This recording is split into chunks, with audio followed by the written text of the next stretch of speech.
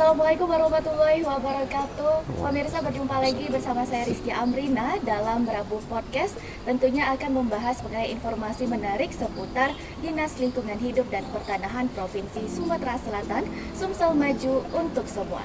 Tentunya kita akan menghadirkan narasumber yang sangat luar biasa dan tentunya sangat unggul di bidangnya, dan kita akan membahas mengenai restorasi gambut. Dan pada pagi hari ini sudah ada 3 narasumber kita yang sangat luar biasa sekali pada hari ini. Yang pertama tentunya ada Kepala Dinas Lingkungan Hidup dan Pertanahan Provinsi Sumatera Selatan, Bapak Edward Chandra. Selamat pagi Bapak, apa kabarnya? Pagi, Assalamualaikum warahmatullahi wabarakatuh. Waalaikumsalam warahmatullahi wabarakatuh. Tentunya narasumber kita yang kedua ada Bapak Susilo Indrato dari Kelompok Kerja Restorasi Gambut Wilayah Sumatera Selatan. Selamat pagi Bapak, apa kabarnya? Selamat pagi, baik dan sehat Mbak Kiki. Alhamdulillah sehat selalu. Dan narasumber kita yang ketiga ada Bapak Suparadi dari Kelompok Masyarakat. Apa kabarnya Bapak? Alhamdulillah sehat. Alhamdulillah sehat selalu. Dan pada pagi hari ini kita akan membahas mengenai restorasi gambut. Yang pertama saya ingin bertanya terlebih dahulu untuk ke Bapak Susilo Indratarto. Baik Pak, tentunya tema kita hari ini membahas mengenai restorasi gambut. Boleh dijelaskan Pak pertama sekali apa itu Badan Restorasi Gambut Mangrove dan apa saja tugas dan fungsi dari badan ini? Ya, terima kasih bagi Badan Restorasi Gambut dan Mangrove itu, kalau boleh flashback ke belakang, sebelumnya itu merupakan Badan Restorasi Gambut saja, yang itu berdasarkan Perpres Presiden tahun 2016 tentang Badan Restorasi Gambut. Pada waktu itu selama dari 2016 sampai 2020 itu melakukan memfasilitasi percepatan restorasi gambut.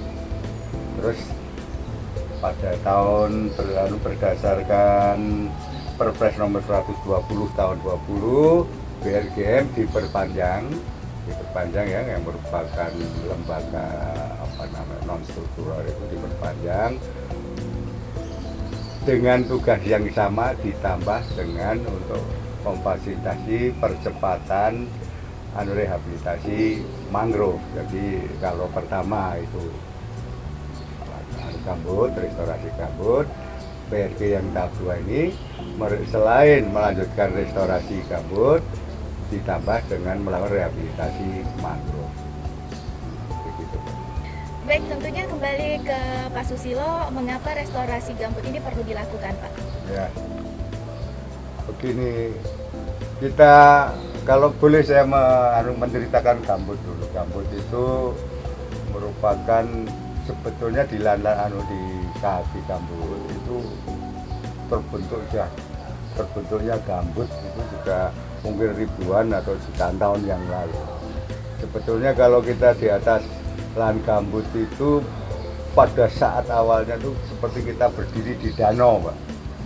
Yang itu di situ terakumulasi bahan-bahan ya, dari kayu, dari apa itu, dengan tanah yang asam, sehingga terjadi dekomposisi yang tidak sempurna, sehingga terjadi dekomposisi karena terdiri dari bahan-bahan kayu itu sehingga sifatnya masam dan tidak mudah terurai, tidak menjadi tanah, jadi terjadilah material organik itu. Yang sifat karakteristik dari gambut itu adalah 98% dari air dan lainnya bahan dari anorganik tersebut, sehingga secara alamiah seperti itu.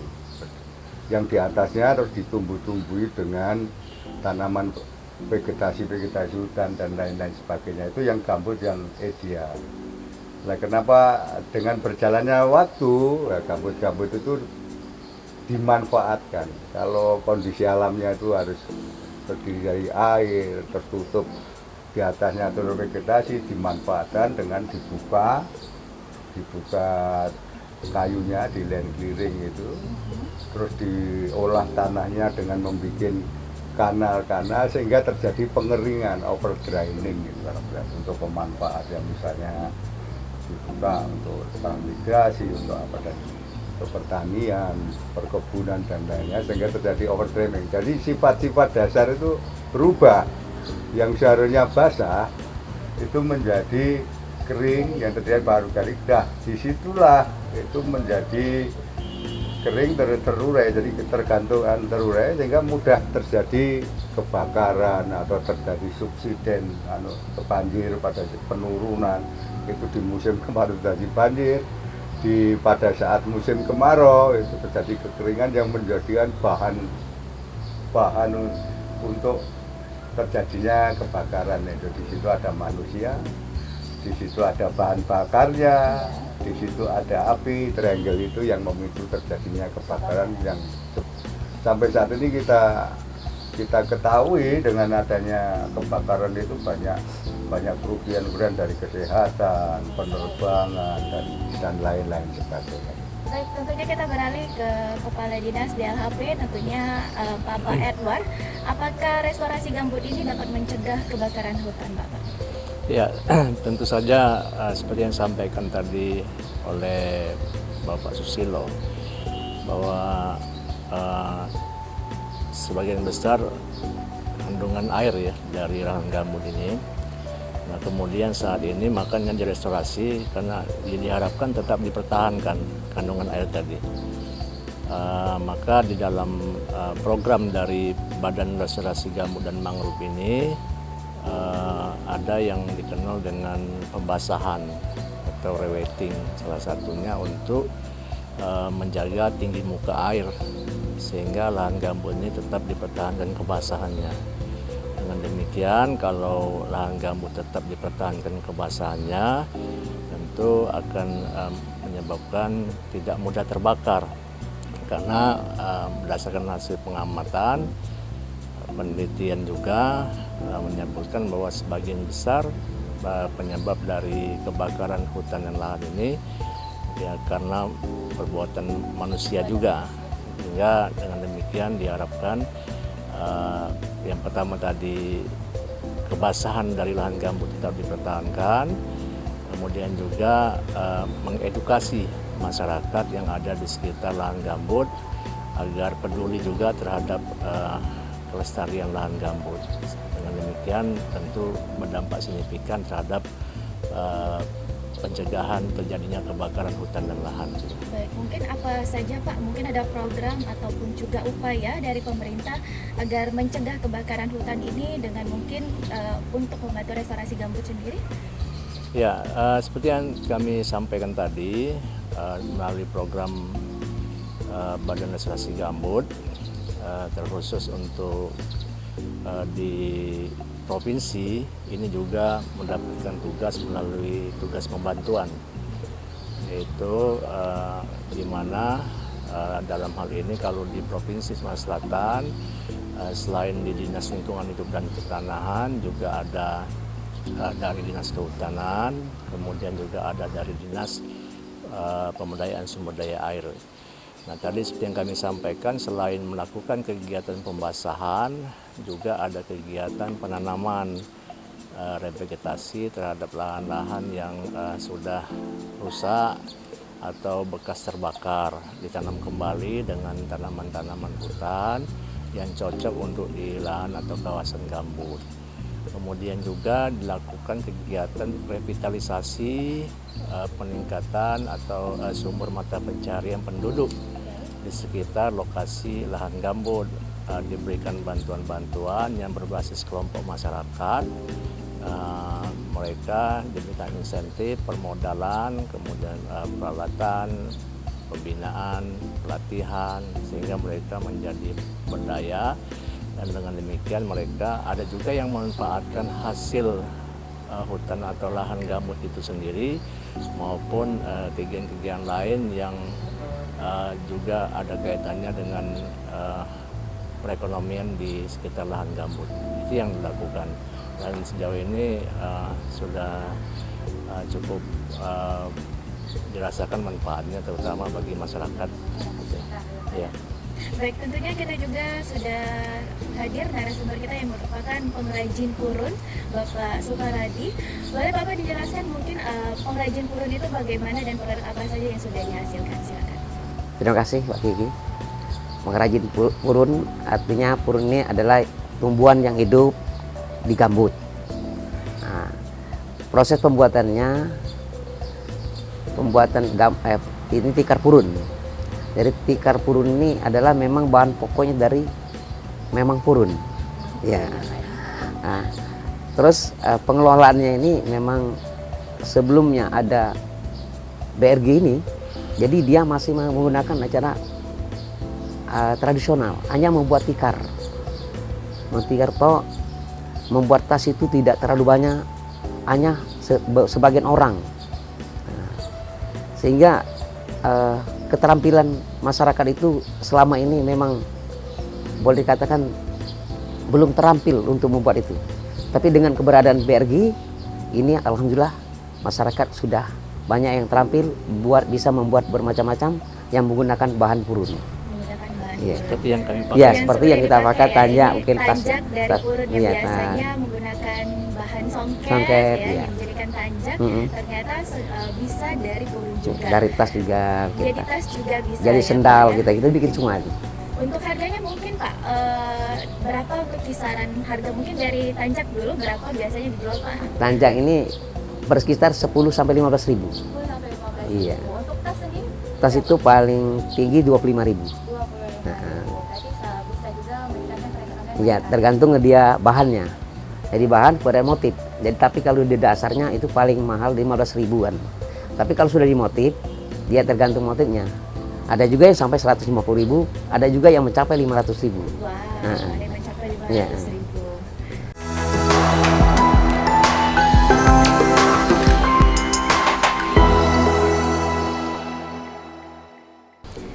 Baik, tentunya Sobat Lingkungan perlu diketahui bahwa restorasi kegiatan revitalisasi ekonomi yang digarap untuk masyarakat tentunya untuk melakukan perekonomian yang lebih baik lagi, tentunya juga membantu agar tidak terjadinya kebakaran hutan di sekitaran tentunya di Sumatera Selatan. Kembali lagi kita akan membahas mengenai restorasi gambut dan saya ingin bertanya kembali dengan Bapak Susilo. Tentunya Pak, mengapa hutan gambut ini perlu direstorasi bukan direhabilitasi? Mungkin bisa dijelaskan apa perbedaannya? Ya, terima kasih. Itu sebetulnya kalau boleh saya luruskan sebetulnya enggak, itu hanya tahapan-tahapan saja. Seperti saya sampaikan tadi, berdasarkan karakteristik gambut tadi identik dengan pada itu kan bahan material organik yang kandungan airnya tinggi. Ketika terjadi kerusakan akibat pembukaan lahan dan pengolahan lahan dengan kanal-kanal terjadi overdraining sehingga menghilangkan sifat-sifat dasar dari gambut tadi yang seharusnya basah menjadi kering gitu ya, terjadi sebagai karena kering itu menjadi pemicu terjadinya kebakaran dan subsiden itu. Nah, oleh karena itu kita merestorasi gambut itu ada dua sebetulnya. Itu sebetulnya pertama kali kita restorasi hidrologinya, Mbak. Dengan kanal-kanal tadi itu menyebabkan pengeringan. Jadi dari gambut itu langsung lari ke sungai atau ke danau atau ke lautan. Itu kita tahan dengan membuat apa yang disebut Pak Edward tadi R1 dari IPG. Jadi kita bikin sekat-sekat kanal sehingga dengan adanya kanal tersebut air tertahan lebih lama di gambut tersebut. Sehingga terjadi pertahanan kebasahan tadi.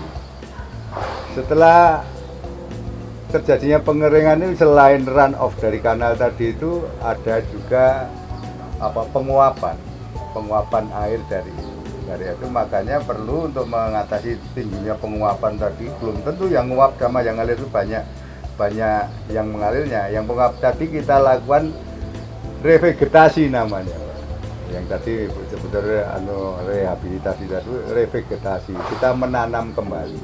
Nah, pada saat ini kita dalam kebanyakan masih dalam skala demplot itu karena penanaman di lahan gambut, revegetasi di lahan gambut itu spesifik juga karena bukan tanah mineral.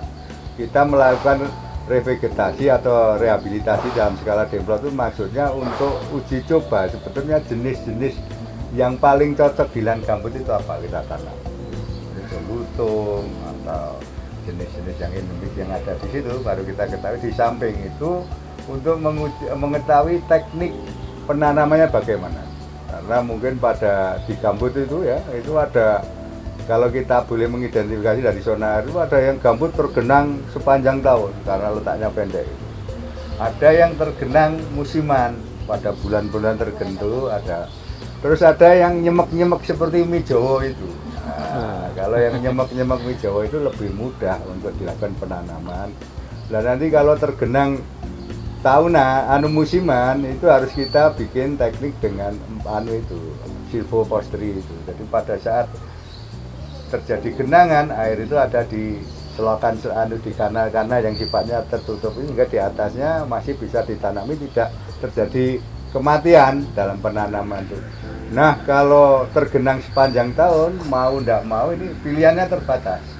Harus kita memilih jenis-jenis yang memang jenis-jenis spesies ya, memang yang tahan tergenang sepanjang tahun itu. Pada saat air surut kita lakukan penanaman dan kita kasih penguat sehingga itu lebih terbatas ya, jenis-jenis yang memang tahan air gitu. Jadi di samping merestorasi hidrologinya tadi, juga kita melakukan revegetasi.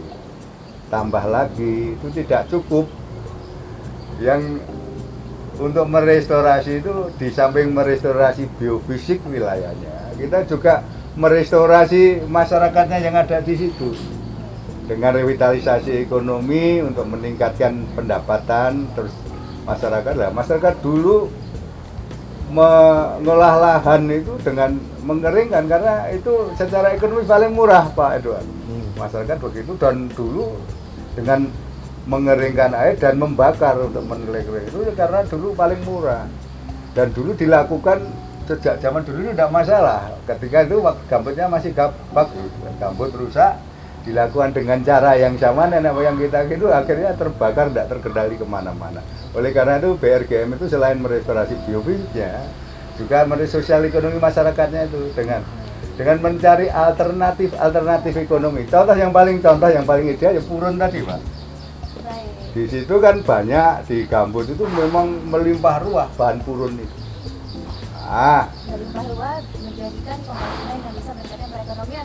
Dan di situ memang di situ melimpah ruah lah. Di situ sebenarnya kalau saya boleh bilang sebenarnya gambut itu seperti supermarket itu, produk banyak, wallet banyak yang bisa kita usahakan. Cuman pasarnya terbatas. Kita harus menciptakan pasar. Itu yang paling contoh ideal itu misalnya urun. Di situ melimpah, tidak mencari di luar gambut. Kita olah supaya dari produk itu tadi, dari produksi seperti yang disampaikan Pak Kepala Desa, Pak Kadesa itu pertama kali ya waktu kita datang ke sana hanya diolah dengan bahan dasar-dasar saja ya. Silahkan diproduk. Nah, terus itu kita carikan pasar, kita bantu nyarikan pasar dengan motif-motif tertentu. Added value-nya tertambah pada saat kreativitas tadi. Kalau cuman begini Pak Kades tadi ya, belum diwarna, belum harganya cuma 15 sampai 10.000. Tapi tatkala dilakukan motif, desain yang bagus diolah pada itu bisa added value-nya bisa jadi 105.000. Itu loh Pak, itu. Jadi masyarakat juga bisa memanfaatkan, bisa merubah perilaku yang semula memanfaatkan lahan itu selalu dengan mengeringkan, pembukaan lahan dengan membakar, ya dengan adanya purun itu, dengan sumber daya yang ada itu kita manfaatkan. Dan masyarakat purun itu karena adaptif dengan air, kalau air itu dikuras pasti masyarakat di situ akan marah, purunnya hilang semua. Gitu loh. Contoh itu contoh yang ideal. Selain itu juga contoh yang ideal misalnya tanaman sagu. Sagu itu kalau kita kelola dengan baik, memang itu potensi yang ada di lahan gambut itu, yang hidupnya tergantung air, itu kita berusaha untuk mengolah sagu menilai ekonomi sehingga masyarakat itu menanam sagu tanpa mengeringkan. Kalau dikeringkan pasti kan marah, wah sagu saya mati semua gitu loh. Jadi itu yang disebut alternatif ekonomi masyarakat itu seperti itu, tetap memanfaatkan sumber daya ada di situ dengan pola yang berbeda. Kita ibaratkan ada perubahan perilaku seperti ketika COVID ini Pak. Boleh bertemu asal pakai jaga jarak, pakainya. Begitu juga gambut itu ya. Bukan tidak boleh diolah, tapi dengan pakem-pakem jangan mengeringkan dengan membuat kanal baru. terus membuka lahan, jangan membakar. Lah bagaimana caranya itu menjadi pemikiran kita bersama dari alternatif ekonomi tersebut. Karena selain gambutnya terrestorasi, kita restorasi ekonomi masyarakat dengan edukasi juga. Itu perlu edukasi yang kita lakukan. Bagaimana ya Pak ya, semula hanya dijual bahan mentahnya gitu hanya puluhan 15 sampai puluhan ribu, tapi tatkala itu ada sentuhan artistik, ada desain, harganya editorialnya ternyata letaknya di situ kita. Sehingga masyarakat tetap happy di tinggal dan hidup di wilayah gambut. Baik, tentunya kita kembali ke Pak Edward, tentunya Kepala Dinas dan Ahli Sumsel. Apakah masyarakat terlibat Pak dengan restorasi gambut ini dan bagaimana keterlibatannya dengan restorasi ini? Silakan Pak. Oh iya, sangat terlibat ya. Tadi banyak digambarkan oleh Pak Susilo dengan tahapan-tahapan tadi, mulai dari perencanaannya. Karena tadi ada kegiatan pembasahan, menentukan titik-titik di mana misalnya mau dibangun sekat kanal, di mana mau dibangun sumur bor, itu juga sudah mengajak masyarakat melakukan survei, melihat di mana di situ. Karena yang terdekat dengan lokasi itu kan banyak masyarakat di situ. Kemudian pada saat pelaksanaan, apalagi karena pelaksanaan juga lebih banyak yang berbasis pada kelompok masyarakat.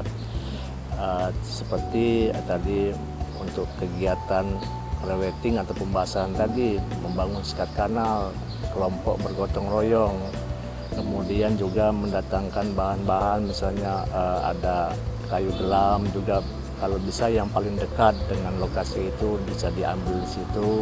Kemudian tanah-tanah juga bergotong royong masyarakat situ dalam bentuk kelompok masyarakat. Kemudian juga pemeliharaannya, karena sifatnya sebagian besar yang dibangun adalah bukan permanen, artinya sehingga perlu dilakukan pemeliharaan sehingga fungsinya tetap berkesinambungan dalam rangka tadi menjaga supaya lahan di sekitarnya tadi jangan cepat kering, tadi Pak Susilo sampaikan. Nah, ini juga melibatkan dari masyarakat. Nah, kegiatan lainnya yang revitalisasi ya tentu seperti yang Pak Suparedi ini bentuk nyata keterlibatan masyarakat. Karena revitalisasi ini semuanya berbasis kelompok masyarakat, diberikan bantuan, ada ternak kambing, kemudian ada madu, misalnya ada kegiatan perikanan, kemudian pertanian, termasuk yang tadi yang purun ini yang sudah banyak menunjukkan kemajuan dengan kreativitasnya sehingga menghasilkan produk yang bisa dipasarkan tidak hanya di wilayah setempat, tapi juga bisa ke tempat-tempat yang lain. Pada saat pameran dan sebagainya sudah cukup terkenal apa yang mereka lakukan ini. Nah, ini kita bisa lihat di situ untuk keterlibatan masyarakat. Baik, tentunya untuk di Sumsel sendiri Pak, di daerah mana saja yang sudah dilakukan restorasi gambut? Nah, Sumsel sendiri ada dua periodisasi.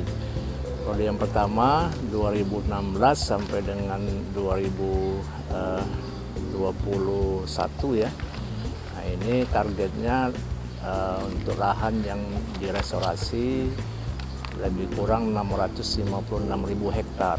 Ini meliputi ada di 6 kabupaten Ogan Komering Ilir, kemudian Kabupaten Musi Banyuasin, Kabupaten Banyuasin, Musirawas Utara, dan Muara Enim.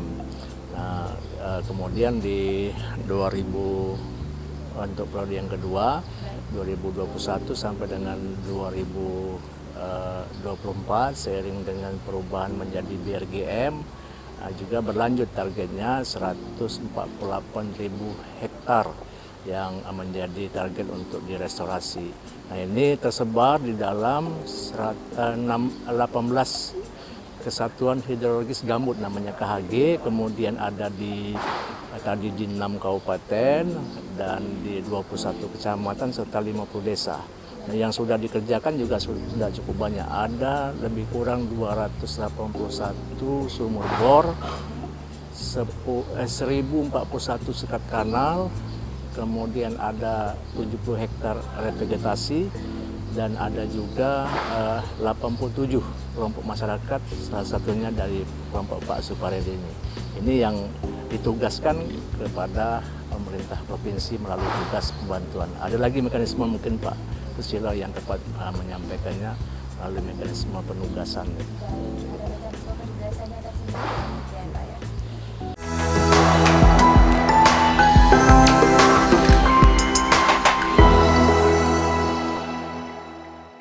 Baik, kita kembali lagi bertanya dengan Bapak Suparedi, tentunya selaku kelompok masyarakat dan juga pengrajin purun, bagaimana Pak untuk efektivitas kegiatan restorasi gambut yang tentunya sudah dilakukan pemerintah bagi masyarakat? Oke, terima kasih. Efektivitas pemerintah terhadap gambut ini memang sangat tepat sekali, karena sasaran memang masyarakat. Karena dengan ditempatkan di masyarakat ini, yang tahu persis masalah gambut, kelemahannya, kekuatannya, itu adalah masyarakat. Jadi sangat efektif sekali. Contohnya misalnya, selama ini tadi masyarakat nggak tahu bagaimana manfaatnya gambut ini. Tanaman apa yang karena adanya BRG itu persis tahu, wah gambut ini yang cocok ditanam gini. Juga dulu dalam pembibitan, jadi itu dari bagian ini ada sekolah lapangan. Di sekolah lapangan itu pembuatan bibit, pembuatan pupuk, juga meningkatkan keterampilan masyarakat. Masyarakat tuh hobinya apa? Ada yang hobi di situ misalnya bisa peternakan. Nah, ada juga yang perikanan. Khusus di kita adalah masalah purun. Jadi karena kita sumbernya sana purun, maka masyarakat itu dari turun temurun dia mainkan purun. Dengan adanya ini dia sudah bisa melakukan, karena adanya bantuan, ada penyuluhan, terutama masalah hukum, ini sangat efektif sekali. Sehingga alhamdulillah dengan ada penyuluhan-penyuluhan ini, pelatihan-pelatihan ini, masyarakat mengerti dan asas manfaat daripada gambut tersebut melalui dari BRG ini. Maka itu kami masyarakat berterima kasih betul dengan BRG yang telah membantu kami memberi pengetahuan kepada masyarakat. Karena kalau ke masyarakat itu langsung, itu sangat efektif. Nah, jadi masyarakat tuh misalnya kebakaran. Kebakaran ini kalau sudah masyarakat tahu dengan masalah hukumnya, yakin. Begitu terjadinya dibentuk BRG, kebakaran ini sudah jauh tuh menurun. Kalau dulu kan takut dia, takut dengan apa kalau kebakaran itu gini-gini. Tapi dengan ada BRG, ya kebakaran ini artinya bisa kita atasi melalui kelompok-kelompok. Ada dibentuklah MPA, masyarakat peduli alam, peduli api maksudnya. Nah, peduli api ya. Jadi masyarakat itu artinya di gambut ini posisinya gini, kalau terjadi begini, mengatasinya begini, dan kalau sudah tanaman yang paling baik di situ, itulah manfaatnya. Tentunya diberikan edukasi ke masyarakat bagaimana penanganan dari gambut di sekitaran Betul. pengrajin purun tentunya. Baik Pak, apakah ada bentuk bantuan untuk masyarakat sekitar dan bagaimana bentuk bantuan tersebut? Oke, terima kasih. Terima kasih BRG sudah banyak membantu. Pertama yaitu alat-alat mesin jahit, kemudian gedung BLK-nya, kemudian pelatihan-pelatihan. Nah, jadi pelatihan keterampilan ini baik pelatihan itu di tingkat provinsi maupun sekarang di antar provinsi dilakukan. Jadi kami pernah pelatihan untuk di sini ke Kalimantan, sehingga kolaborasi ilmu-ilmu untuk meningkatkan ini tiada lain adalah bantuan daripada pemerintah, terutama dari DLH dan BRG. Tentunya kita kembali ke Bapak Susilo dan apa saja Pak tahapan dalam restorasi gambut dan tentunya butuh waktu berapa lama dan untuk menangani kriteria gambut di Provinsi Sumsel khususnya? Ya, pertama kali tentunya suatu aktivitas itu dari perencanaan dulu. Perencanaan itu kita lihat dulu rencana wilayahnya, di mana rencana gambut kita tahu wilayahnya di mana sumber-sumber kerusakan itu, terus itulah yang kita lihat dulu, identifikasi. Terus kita lihat dulu gambutnya itu gambut dalam atau gambut lindung lah atau gambut budidaya. Terus terjadi kebakaran dan lain-lain. Oleh karena itu kita desain, di mana kita rencana itu namanya survei investigasi desain dulu. titik-titik di mana tempat-tempat terjadinya pengurasan yang terbesar itu kita rencana kita letakkan pembangunan sekat kanal atau sumur bor dan lain-lainnya. Setelah itu terjadi, kita rencana DED-nya, detail engineering design. Kalau gini cocoknya pakai desainnya kayak apa? Ada yang pakai spillway, ada yang spillway itu pelimpah, ada yang tanpa pelimpah, dan dari jenisnya, ini jenis semi permanen atau permanen, karena sebaiknya ya permanen semua, tapi anggarannya besar dan bangunnya kadang malah tidak selesai kalau letaknya jauh dan materialnya tidak ada. Jadi kita pilih di situ, kita kita letaknya di mana pembangunan, konstruksinya yang permanen atau semi permanen itu kita desain dulu. Tapi kita tidak langsung gitu, kita konsultasikan dengan masyarakat, yang apa namanya padi atapa itu kita konsultasikan masyarakat. Kita edukasi dulu, maksudnya restorasi dan permasalahan-permasalahan yang ada. Ya betul itu terus kita konsultasikan. Nah mungkin masyarakat tuh ini loh lekasnya, kadang di mana yang jadi masalah. Kadang masyarakat tuh ada yang karena belum paham, ditolak kan, ditolak karena belum paham. Karena kita juga menteknik supaya tidak terjadi kebanjiran dan lain-lainnya. Nah, mungkin ya kalau belum paham kita edukasi lagi. Oh begitu toh. Pertama kali ya tahun-tahun pertama itu banyak yang ditolak karena tidak paham. Tapi akhir-akhir ini setelah pada paham ya kadang malah masyarakat mengusulkan untuk dilakukan sekat kanal sendiri. Itu namanya perencanaan wilayah, perencanaan teknis, konsultasi masyarakat, baru kita melakukan tahapan-tahapan pembangunan sekat kanal dan lain-lainnya. Itu yang kita lakukan. Kalau waktunya secara fisik ya kadang 3-4 bulan selesai, tergantung dari ini. Wong kita bekerja dengan pokmas banyak di tempat mereka berada, kita bangun di situ. Tapi yang jadi masalah Mbak, untuk masalah keberlanjutannya ini gimana untuk mencapai restorasi supaya tetap berjalan terus. Nah, itu di samping ke kita membangun, juga kita seperti yang disampaikan Pak Kadis tadi, kita ada pemeliharaan juga yang sudah dibangun. Tentunya barang semi permanen, ada di lahan-lahan yang susah kita kendalikan wilayahnya, itu pasti ada yang rusak atau gimana, kita perbaiki. Di samping itu juga sudah kita bangun untuk merestorasi, kita perbaiki. Toh kadang itu ada terbakar juga oleh itu tadi, ada tiga masyarakat, ada bahan yang kering dan api itu muncul terbakar. Ya kita untuk supaya tidak bakar, kita melakukan namanya operasi pembasahan itu. Sebelum itu kita OPG sebelum terjadi dari data-data dari BMKG, dari itu di situ kering wilayah, tidak terjadi hujan sepanjang 1 minggu lebih, udara panas, kita lakukan operasi pembasahan dengan membasahi saja, kita semprot kita supaya tidak ada. Nanti kalau toh sudah begitu tetap terjadi kebakaran, ya kita menjadi subordinat dari tim Karhutla yang ada di desa tempat. BRG tidak mempunyai kapasitas untuk mengandung, hanya membantu supporting aja. Bisa dengan pompa-pompa yang ada di BRG itu bisa untuk membantu dari MPA, dari apa, untuk melakukan penanggulangan karhutla tersebut. Kita hanya mencegah dari segi pembahasan. Saya kira itu. Tadi ada pertanyaan lagi apa lagi? Sudah itu. Udah Pak. Sudah dijawab semua, tentunya waktu berapa lama dan juga tahapan-tahapan dalam restorasi gambut. Dan kembali lagi tentunya ke Pak Kadis, Pak, dampak nyata apa yang dirasakan setelah dilakukannya restorasi gambut khususnya di Sumatera Selatan? Baik, Sumsel ini kaya dengan lahan gambutnya, lebih kurang 1,4 juta hektar lahannya.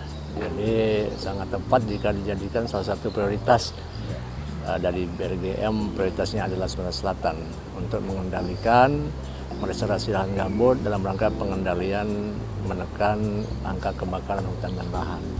Nah, kalau kita lihat 2015 Sumsel ini luar biasa terjadi terbakar, baik itu di lahan gambut maupun di lahan mineral, yang mana kita menjadi pusat perhatian bahkan internasional pada saat itu, karena banyak negara-negara yang dekat dengan kita cukup terganggu dengan asap dari kebakaran hutan dan lahan.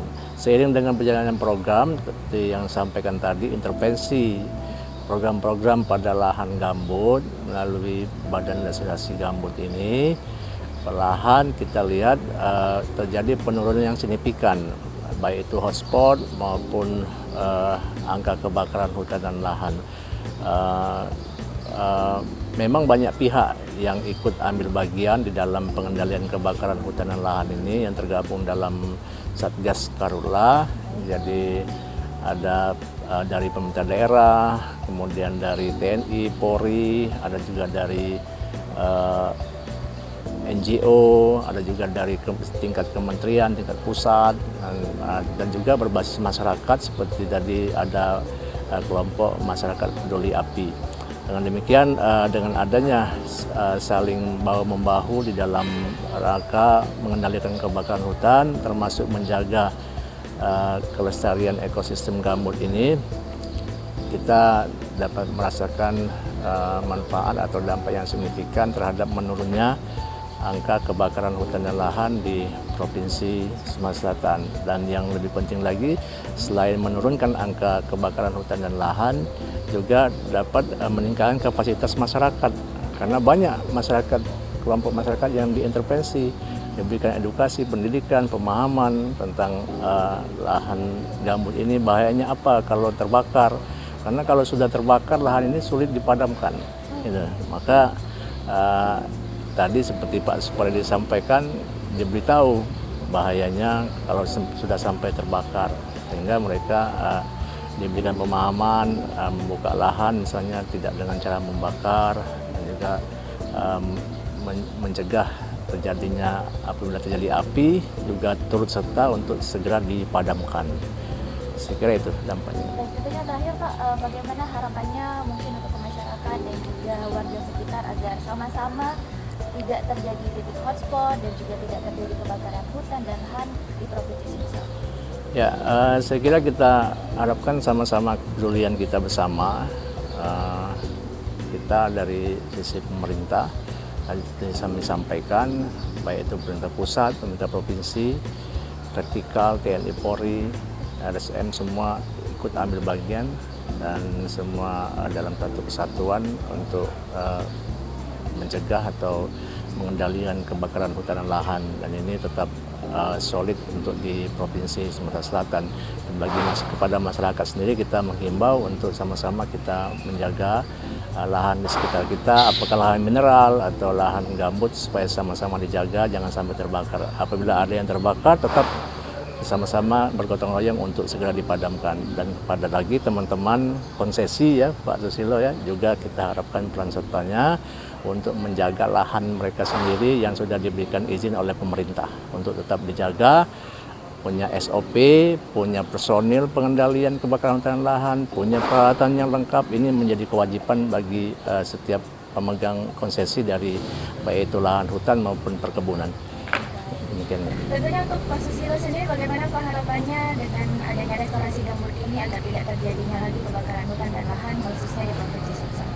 Tentunya itu tadi, kita harus bersinergi lah untuk mengatasi banyak yang dari pendeteksi sendiri, ya dari BMKG, kita melihat situasi terjadinya iklim, cuaca, dan itu. Setelah itu ya nanti kita yang di tingkat bawah juga di Kalura kita juga harus sama-sama, dan khususnya dengan masyarakat di situ harus, karena titik terjadi kebakaran itu kalau seefektifnya itu ketika terjadi kebakaran langsung itu yang paling dekat dengan masyarakat, dimatikan dengan masyarakat. Tapi kalau sudah besar itu sulit mengendalikan, dan tentunya kami harap peran dari masyarakat ya, itu lebih utama, karena masyarakat yang tinggal di daerah di situ yang pasti kena dampak pertama kali ya masyarakat sendiri. Itu harus kita edukasi, kita sadarkan untuk, dan namanya kebakaran itu efektif ketika baru muncul kita padamkan. Yang paling dekat dengan